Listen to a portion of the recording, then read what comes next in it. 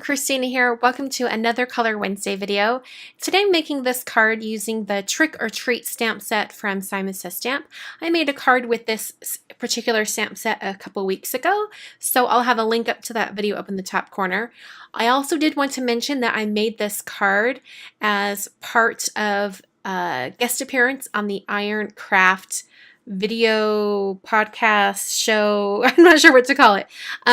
But it was a live event where I and a few other crafters answered some questions live. So I will have a link to that Iron Craft video in the other corner of the screen for you to check out right now. Or if you're at my blog, I'll have links so you can go watch it. So I started out by coloring the cat, which I will now call Manny because it looks like Manny. I colored Manny's cape, or his, yeah, I guess it is a cape, in some red colors. This is a new red combination for me, and I love it so much because it's a dark red. There's no pink tones involved.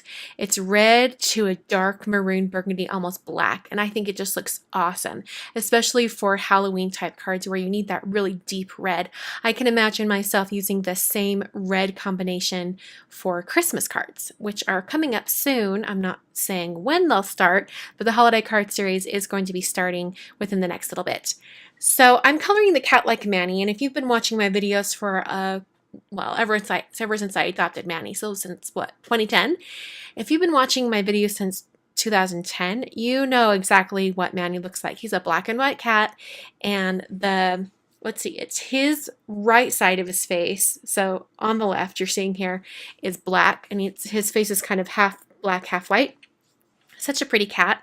So every single cat that I color, or nearly every cat that I color, they always look like Manny. So I've sort of perfected coloring black and white cats. So I colored in his ears, gave some pink ears, and now I'm taking some cool gray colors and just coloring his tummy, because even though he is a black and white cat, I need to add some shading to the white areas, because otherwise it just looks like I forgot to color a spot, you know, like it needs to have a little bit of shading. So I'm just adding a little bit of that cool gray color. Now, I did want to mention that this whole image that I'm coloring here was heavily inspired by Sandy Alnock.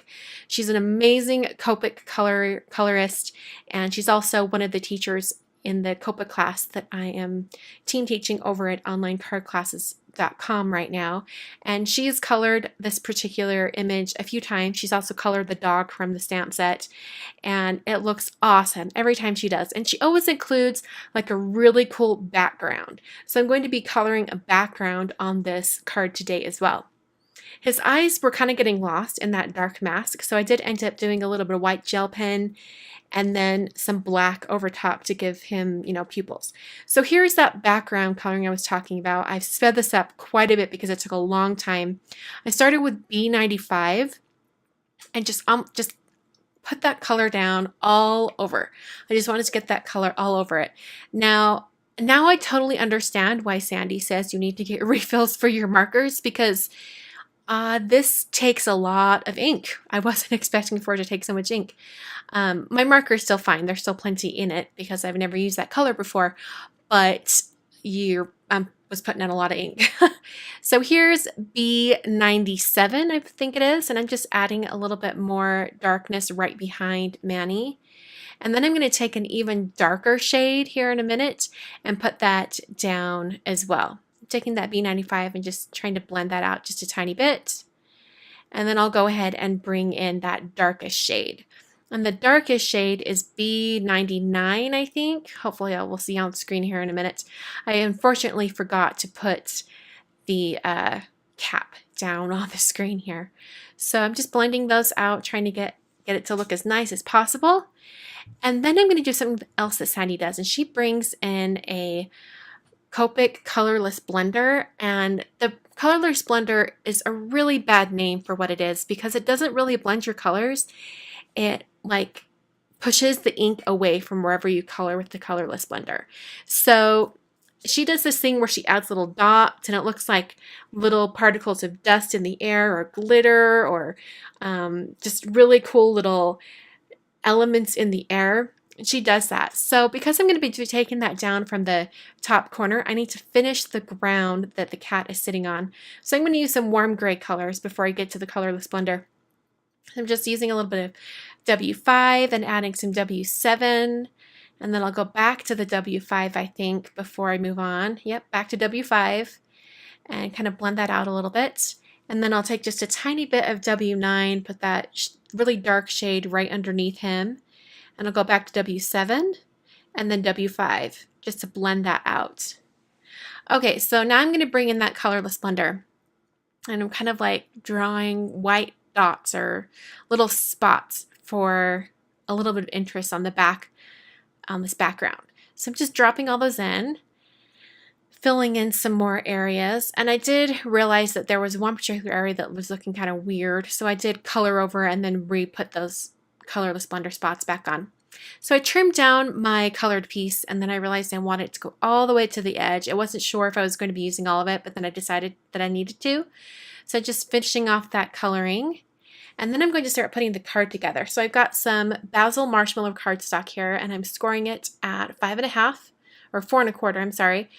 And this is going to be a top folding card. I also used the Halloween die from I think it's just the Halloween die set. It's the die set that coordinates with the stamp set. So I used the word happy, and I stamped that in some Versamark ink, coated that with some Hero Arts white embossing powder, and then heat set that until it was completely melted.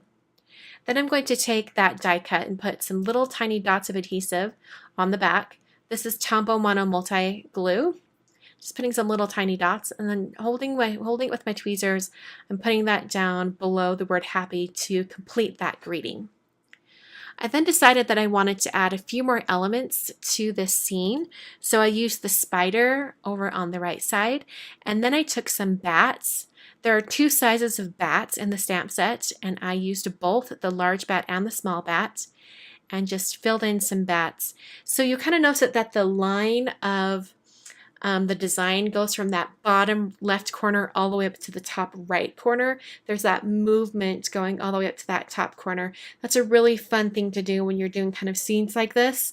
Leave like one corner empty and have the design lead up to one corner. It looks really cool that way.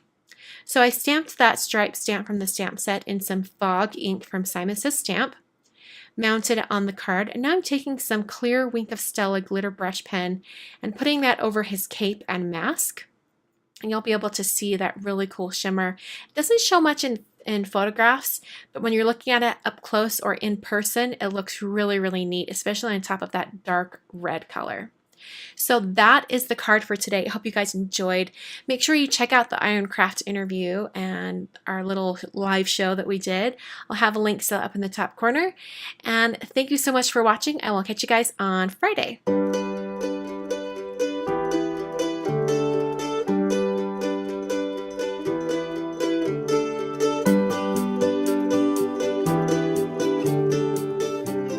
Thanks for sticking around till the very end of the video. I have 3 more Copic card videos for you to check out, so you can click on any of those. And I did want to mention that I've been using a lot of Copic markers recently, probably because I'm gearing up for this Copic class. But if you are not a Copic fan, never fear. I will get back to some distress markers or some watercolors shortly. Make sure you hit that thumbs up button. That lets me know you care, and hit that subscribe button as well. You can visit my blog at kmornerdesign.com, and you can visit me on social media at Instagram, Twitter, Facebook, and Pinterest. Once again, thank you so much for watching. I truly appreciate it, and I will catch you guys next time.